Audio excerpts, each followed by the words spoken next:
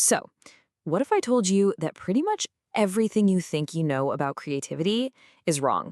Seriously, what if it's not some, rare gift, but actually something you use every single day? Okay, let's get into this. Let's uncover the power of the unexpected. I mean, we've all heard this, right? Or maybe even said it ourselves.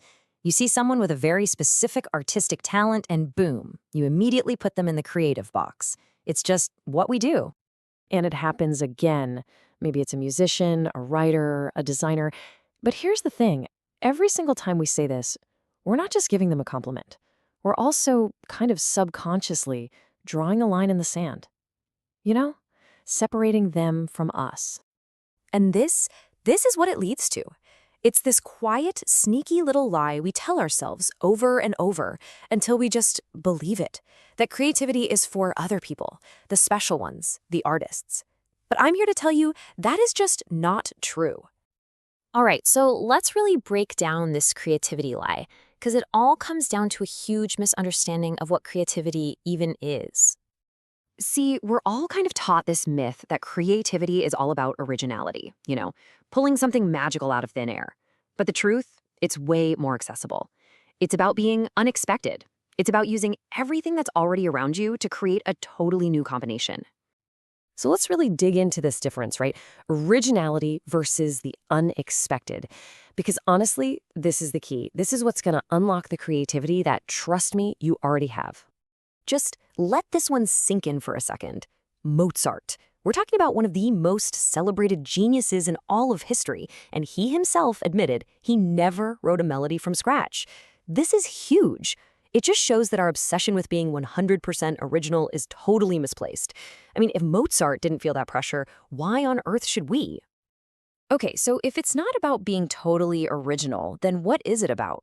Well, let's take a look at the formulas the legends themselves actually used. Mozart's genius wasn't about creating sound out of total silence. No way. His real gift was his ability to listen. He took the world that was right there in front of him, common folk tunes, old rhythms, notes that other people had just forgotten, and he just rearranged them. He mixed them up into something that felt completely new, something totally unexpected. And what about Elvis, the king of rock and roll? He didn't just appear like a lightning strike out of nowhere. He was a master mixer. He took the incredible power of gospel music, the soul of R&B, and that electrifying energy from artists like Little Richard and James Brown, and he fused them together. He combined them into a style that was uniquely his. Not original maybe, but absolutely 100% unforgettable. So we've seen how this works for the absolute legends. But now, let's bring it back home. Let's talk about how this applies to your life. Yeah, so where does that leave you? This is the big question, isn't it? If creativity is really just the act of combining things in new and unexpected ways, what does that actually mean for you, right here today? What it means is that your creativity isn't waiting around for some big, dramatic, artistic moment. No, it's in the little things.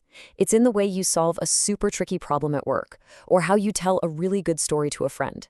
It's in that clever way you rearrange your furniture to make the room feel bigger, or when you combine a bunch of leftovers into an amazing meal. These are all small but really powerful acts of creation. So here's the most important thing to get. This is not some skill you need to go out and learn. It is a fundamental part of who you are. Imagination isn't just for a select few. It's baked into the human blueprint. You were literally born with it. Okay, so you're creative. You get it now, right? But how do you actually use it? How do you consciously start welcoming the unexpected into your life? Here's a simple, but I promise you, a really powerful framework. First step, pause. When a problem hits you, that email that just makes your stomach drop, don't just react. Stop. Take a breath. Second, ask. But ask a better question.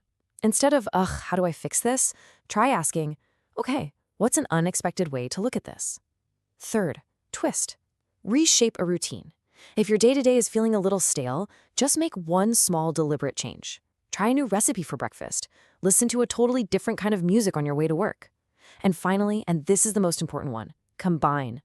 Actively look for ways to mix and match the different parts of your life. Like what happens if you apply a strategy from your favorite video game to a project at work? Or what if you use your talent for gardening to organize your team?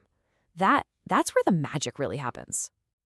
And that's really the ultimate takeaway here. This isn't just some feel-good phrase. It's the honest-to-God truth. Creativity is that little spark inside all of us that lets us adapt and innovate and shape our own world. It's not out there somewhere, it's right inside you right now. So, I'm going to leave you with this question. Once you really recognize that spark, that power to combine things and create the unexpected, your whole perspective starts to shift. You stop being a passenger in your own life. You realize you're the one at the wheel. So the real question is, where are you going to decide to go?